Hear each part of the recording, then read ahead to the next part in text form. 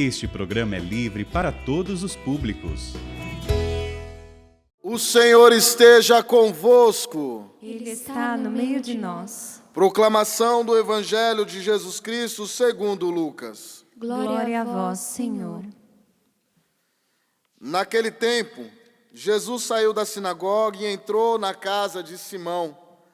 A sogra de Simão estava sofrendo com febre alta e pediram a Jesus em favor dela.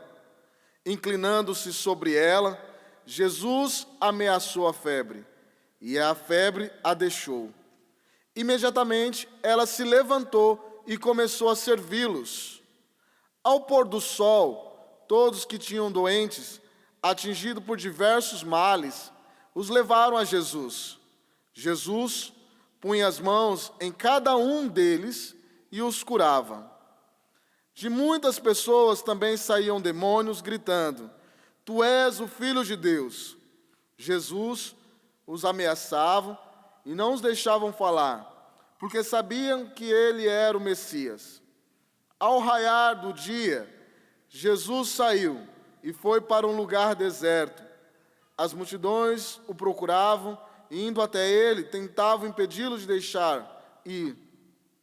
Mas Jesus disse: Eu devo anunciar a boa nova do reino de Deus também a outras cidades, porque para isso é que eu fui enviado. E pregava nas sinagogas da Judeia. Palavra da salvação. Glória a vós, Senhor. Meus irmãos e minhas irmãs, o evangelho de hoje já é muito conhecido a nós, e muitas vezes nós ficamos presos, não porque isso não tenha seu valor, mas ao contrário, ficamos presos porque tem um grande valor.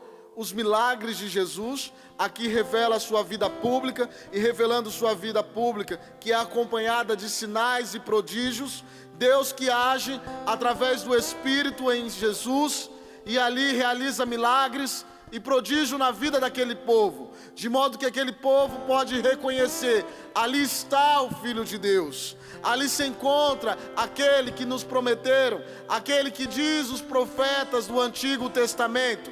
Mas, meus irmãos, veja algo de interessante que muitas vezes não prestamos atenção.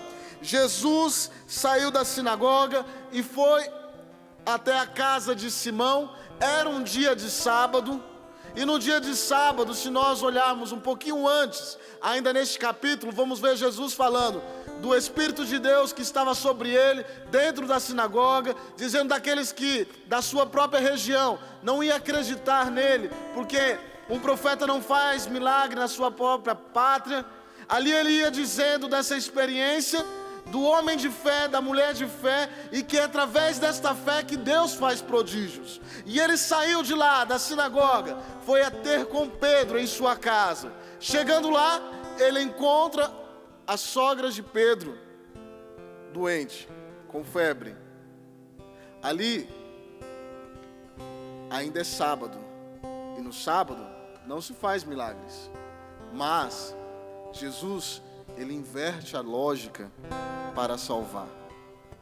Ele coloca a condição humana em primeiro lugar, do que propriamente a lei do sábado.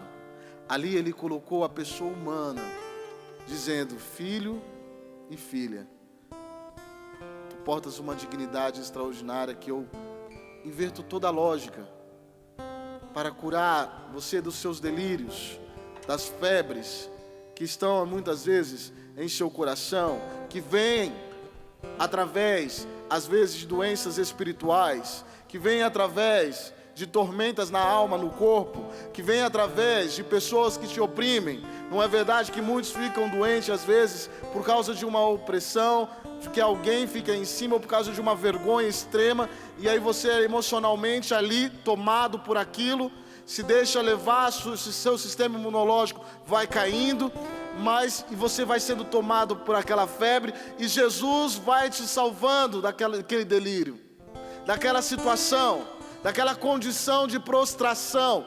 Deus tira você daquela prostração, ainda que seja em dia de sábado. E veja, logo após o Evangelho vai dizer ao pôr do sol, ou seja, Jesus esperou ao pôr do sol, porque assim como na nossa liturgia, o domingo começa após as 5h45, 6 horas, no pôr do sol, assim também é com os judeus. Nós trazemos essa herança do judaísmo, e por isso já não era mais sábado, mas era domingo, e Jesus continuava a curar aqueles que estavam necessitados, aqueles que precisavam do socorro, que os seus males fossem estancados e o milagre de Deus acontecesse na vida deles. E eles encontraram ali em Jesus a esperança da vida daqueles homens e daquelas mulheres. Nós vemos aqui uma intercessão, alguém que os levou. E também vemos ali na sogra de Pedro,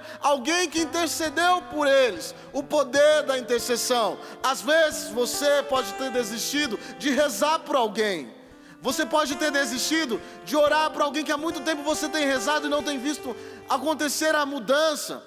Mas não desista, meu irmão, minha irmã, porque através da sua oração, pessoas podem se converter, pessoas podem se voltar o seu coração para Deus, e milagres podem acontecer na vida daquele que crê, naquele que crê no nome do Senhor, aquele que ouviu falar que Jesus estava chegando e foi ao seu encontro.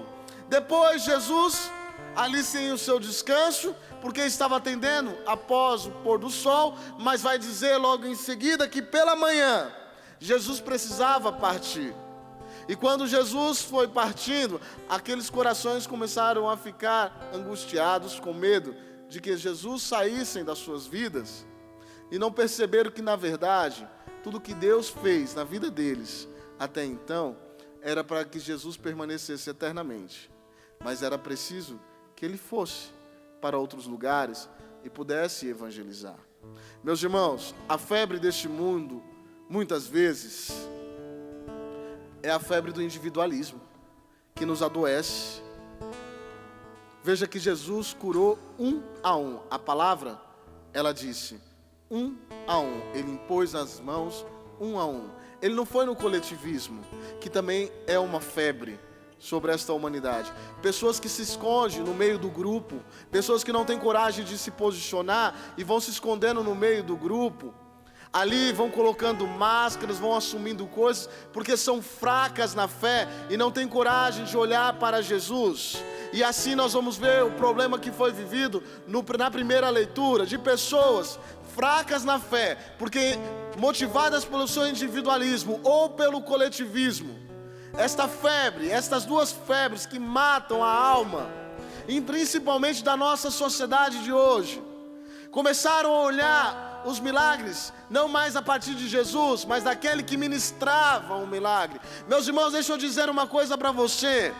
Pode acontecer que nessa Santa Missa você viva uma graça de um milagre, mas não é na fé do ministro que está aqui que Deus realiza o milagre. Quando você participa de uma pregação, de uma ministração, não é na fé do ministro, mas é na fé da assembleia. Se tiver fé, essa assembleia, se o povo de Deus tiver fé, Deus realiza os milagres e os prodígios que devem realizar. Claro, o ministro também colabora ali, fazendo nascer o homem novo junto com você.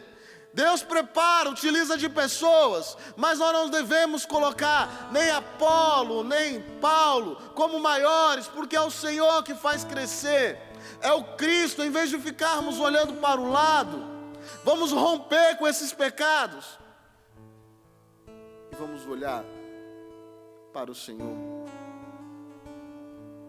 o dono da lavoura.